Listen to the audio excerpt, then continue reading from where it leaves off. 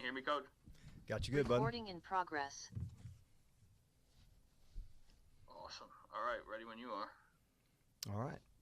I thought after going through it last night and again this morning, a lot to clean up. But one thing, man, that I really appreciate was, kind of the attack tone and nature of the defense, especially down in the low red zone. Coming off of last season, there were some things we really wanted to improve on. And I trust and believe that every coach and player was trying to elevate that part of it. And I know it's just a first glimpse, but I'm excited to see them grow as a defense and see where we can take it.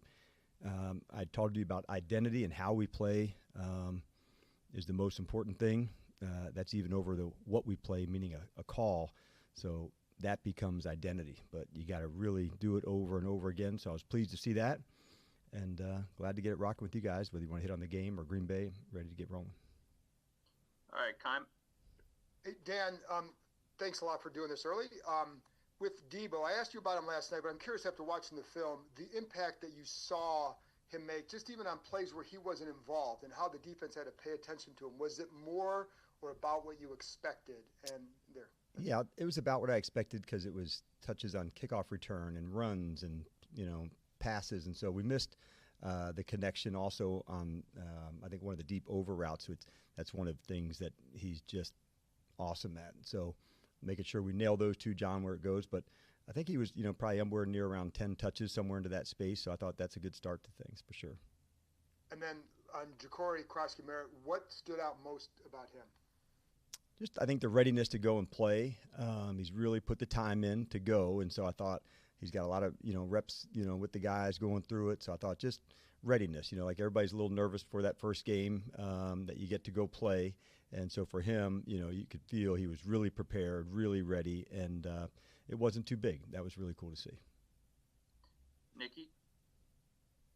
Going back to Debo, his touchdown where you got literally 3-4 guys all blocking in unison, even Laramie Tunsil down the field. I mean, what did you see from that? And how did you think those guys did in blocking? Yeah, I would definitely want Laramie being my bodyguard, leading the way out front onto that play. You saw Biotic out. I think it might have been Bill out in front. But that's the type of things that, can make difficult to defend because defending the wide parts of the field, Nikki, as well as down the field shots, that's what makes, defending an offense difficult when it's, laterally and, down the field. So to be able to get the edge, there's some certain things you got to do. I think it was a good, down block by Bates, I'm sure, to, pin a defensive end, inside. So having the different schemes, and he just has a unique way about him. And we have a couple players that have some uniqueness to them. I thought, Eckler has some of that uniqueness when he gets the ball and can make things happen. But it was very cool to see that. And then with Debo on the kick returns, I know that's part of who he is and what he's done for a long time. As a coach, when you're, seeing him try to hurdle guys on kick returns and knowing how valuable he is on offense, is there ever any oh gosh, please don't? I try not. I wouldn't put him in if I felt like that would be the case because I do know it's some game-breaking plays. But if we can be the best at that, then I think that's a really big op to do it. It's definitely different than it was just 2 years ago. They're closer. It's different. It's a more effective way, I think, with the kick and the kick returns. We're still learning it and growing, but I do feel like he's the type of person that can be a game breaker at it.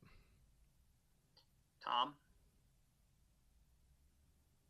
Thanks, Dan. Shifting focus to Green Bay, I wanted to ask first about Micah. What was your reaction to that trade? I was surprised that he was traded, and I had an absolute blast coaching him. So he, brings out the mad scientist in you to see, all right, what if he was here, and how would you feature him, and what about over here? He was a player that could learn, things really quickly. But I was surprised, that he went, outside the division, I would say. And what is the toughest thing about preparing for him, especially on a short week? Speed. He's, in Dallas, he was one of our fastest players. So that's the hardest thing to simulate, for an offensive tackle to see the first couple, 2 or 3 steps. It's not at a, speed that's, you can simulate in a practice rep. So that would be like early on. I think there's been some rushes that he could surprise some people if you haven't faced him, knowing that he can really jump off the ball. Liam? Hey, Coach. Just curious, after watching the film, what did you see from those penalties on Sunday, and how do you go about cleaning those up on a short week? Yeah, you want to show them all, Liam, first off.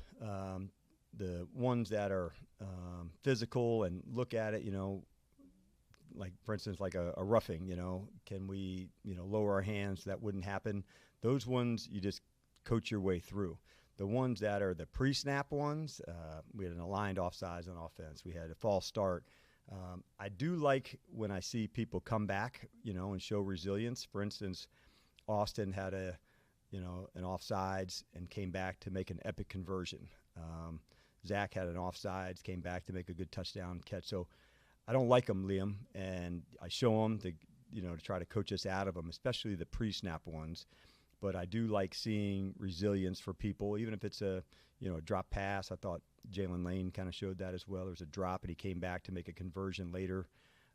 Those are things I'm looking for in the game as well. But for sure, to be lapped in penalties 2-1, not what we're looking for, man. Thanks, Coach. Scott? Good afternoon, Dan. How are you? Good, Scott. How are you? Obviously, a lot of the players were happy about the win, but in the same breath, some of the players weren't really happy with the overall performance, with the penalties and some missed opportunities. What does that tell you about that group collectively, of maybe the standard, the expectation is kind of moved a little bit? I'd say, man, it's a really close and connected team, and so yeah, they have really high standards from within the locker room of how we want to go perform. There's going to be mistakes, Scott, especially early in the season. It's how quickly can you get back to being right, and you want to continue to build on that to go. So I expected some mistakes. I expected some of that to happen, a missed tackle or a foul, but we want to eliminate them, man. You're not going to play the perfect game. So I did like where, hey, you fought back and go. I hated the way we finished the half where we didn't get points. I loved the way we finished the game, in a winning time moment to, take all the, air out of the clock. And that was a big deal for us. So in most games, there's things you want to do better and do differently. It's nice to have a game under our belt. Hey, these are the lessons. How are we going to grow from them? And we like doing that and talking about them as well. So a short week here. What's the message to the team? And also, in terms of this Packers game, just the approach and the mentality, knowing, yes, it's a short week, but it's also early in the season where the bumps and bruises on a short week may be more magnified middle of the season, late in the season. Yeah, we really have a plan for how we want to go after the games, whether it's short or long or night or day, and all of those. So as far as the speed, you don't see a lot of that in practice this week, Scott, with the quick turnaround. So you try to manage, that on the early days, and you start building it up as you get closer to the game. But we did have some time before we began our Giants prep to begin on Green Bay. We didn't do any of that with the players, so that'll be their first exposure today. In their mind, today is like a Wednesday, tomorrow's like a Thursday, and the next day is like a Friday. So we just speed up the learning for them. But there's a process to go through. We know what it looks like, how to get there, and now it's time to go put it into effect. Thanks, Coach. Candy? Hey, Coach. I have a question for two of your players, one on offense and one on defense. You already mentioned Tyler Biadasz, so I want to get your thoughts on his performance yesterday, and then Dietrich Wise. Sure. Yeah, I thought from a line of scrimmage standpoint, this was going to be the game, Candy. We would really have to test and push and see where we could go. And so Tyler probably has not the hardest matchup. It's a hard matchup in a different way. They've got guys that can fly and really rush outside, but Dexter provides a whole nother challenge just because he's got strength, he's got quickness to go, and so that'll call on you to really, play well. But I thought Ty led the whole thing in front, the calls, the movements to go. And then on the other side with Wise, I thought he made a really good first impression as a commander. He's tough, man. He's square. He's strong. All the things that we saw in practice. But the play that probably sticks out to me the most was on down in the red zone. There was a quick throw out to Neighbors. Quinn came up to make a tackle. He didn't get it, but you really saw Wise just hauling ass out of the stack and making a tackle. That's finishing. That's effort. So that was like my favorite play for him from the game. Thank you. You're welcome. Ben? Hey Dan, I was just wondering what did you think of in review the end of the first half sequence from when you guys called the last time out to what happened on the last play where Jaden gets called for the penalty? Yeah. So in that space on the first one, we want to make sure when we're getting close, you can get 2 plays off for sure. And then as it gets closer between a third down and a first down, what we would have preferred to do in that scenario is to go clock it. And then if you have a first down, do it quickly. And if it goes into where it's going to be, a third down play, you can do it a little more slowly, knowing that's going to be the last play of the half. So we just missed it, Ben, and it was a bummer for us to leave 3 points there. We've worked some scenarios similar to that one, but not that exact one. But, yeah, we just missed it, man, and that falls on me of not having the guys ready to go execute at that spot. And just what do you think of Terry playing, obviously after missing all that time? And was Chris more elevated in part because you weren't maybe sure what Terry or Noah would be able to do in terms of reps? Yeah, we had a plan for what we would do with them, and knowing that Terry, was able to do more than Noah was going into it. So that was part of the reasoning with Chris. But it was good to see Terry look, comfortable and back in his, normal routine, and he was about as close to full as you can get. And so it was really cool to see him back into it. We didn't get to hit it on the big one, which I thought would have just lit the place on fire, to have an 80-yarder, but we didn't hit it. And I thought we were just off on a couple of plays that, we could have broke some, and we didn't. So we got work to do. Donna? Hey, Coach. Looking at the back end of the defense, your quarterback room and your safeties, they look like they were stingy. They weren't giving up anything. What did you see from those guys? I like it. Stingy. That is exactly how I felt. I knew we would be challenged. The quarterback, Russ, is just fantastic at throwing deep balls. So we knew that's part of, going against them, and especially with, Neighbors and Robinson, who've got real speed to get outside, Slayton as well. So that was going to be the challenge. And so I was pleased to see him battle and go for it. I know we had one foul, I believe with Trey on one. Like those ones we'll coach our way through, Donna, as we're going to learn. But I was pleased to see them. I thought there was a really good tackle also by Will that, really square and made a 3rd and 1 or a 3rd down and 2, and the team ended up winning the next play.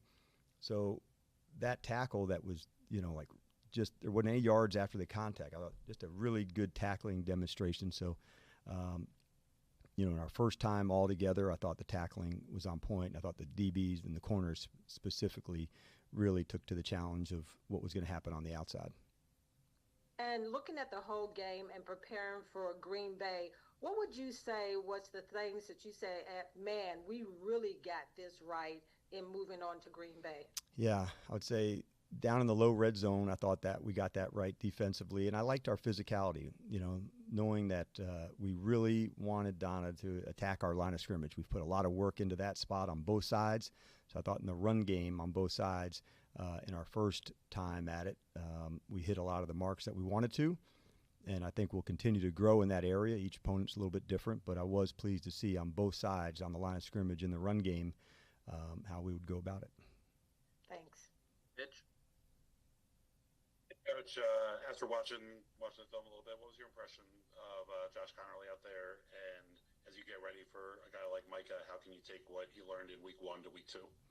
Yeah, there's definitely things that you can, pull, Mitch, when you're going from like first time to the next one to go. And it's kind of why you see, like, honestly, the rookies like grow fast because they're able to apply the lessons from one to the next. And Josh is pretty fortunate, man, to see like him on the sideline, and in between series, he's visiting with Wiley, so they're just, not backing off of the brotherhood to him to help him in any way. And then as you get into the next opponent, you look, you study, you watch it, and then that's how you just keep reloading it. So he's learning the process, really, even as we're going through, like, how do you go about preparing for a game? Like the difference between like watching film and studying film. You hear coaches say, hey, watch the film. Like, what the hell does that mean? It's what are you looking for specifically? What's the thing that the tell? What are you trying to find? What can you measure against it? And so learning how to do those things, Mitch, that helps because you're finding out what a player's strengths is and yours, and then try like hell to not put yourself in a spot that allows him to, use his strengths against you. And as an offensive lineman or any player in that spot, you don't want to fight any fair fights. You want to make sure you got the right leverage, the right techniques, and to beat that player. So it's really important. You mentioned Micah's speed being pretty unique, but having an opportunity to start with Brian Burns and work with Vaughn and practice, guys who are quick, how much does that help him? And is that something that can get better from week 1 to week 2 when it's such a short week? Yeah, you can get better. For sure you can. And it does matter. Like Burns is an excellent rusher. And, we see, like you said, Vaughn here in practice. And all those reps, they just count, man. You just keep putting it into the whole thing, and then that's where, like, the experience comes. That's also life in the NFL as a tackle, like the matchups, the people. And so you grow, you fight. And you know what? He got beat some too. And that's part of growing and learning. And, all right, he blocked really well a lot of times too. There was some excellent protection. And then there's times, you get beat, and that happens. And then you get back up, and you go do it again. And, kind of pointing to the resilience piece of people at that spot, that's really important too. Moises, last one. Hey, Coach, how you doing? Good. How are you? Gracias for the win. It was a good win. I just wanted to ask you, the defense played a heck of a game, and perhaps they didn't get the sack number total that probably the fans expected, but they put a lot of pressure. And I was looking at one of the stats, and it said that the team was able to pressure the opposing quarterback more times than any game last season. What does that say about this defense, and how do you feel about that performance in after week 1? Yeah, I would say we wanted to make sure that, the line of scrimmage, we could play tough, we could play square. There's lots of things that we're going to work on and continue to. In the run game was first and foremost, to make sure, could we play square, could we play strong, could we make sure that part was happening. And then we'll keep improving as it goes. York's been somebody that's been able to run it, and with Russ, he's got mobility. We weren't pleased that he was able to scramble a few times, for the first downs. But we were pleased with the aggressive nature that the guys played with. But, there's plenty we can dig in on, and that's what we'll do. All right. Thanks, Coach. All right. Thank you, everybody. Thanks, Coach. Have a good one. All right. Thanks, guys. See you.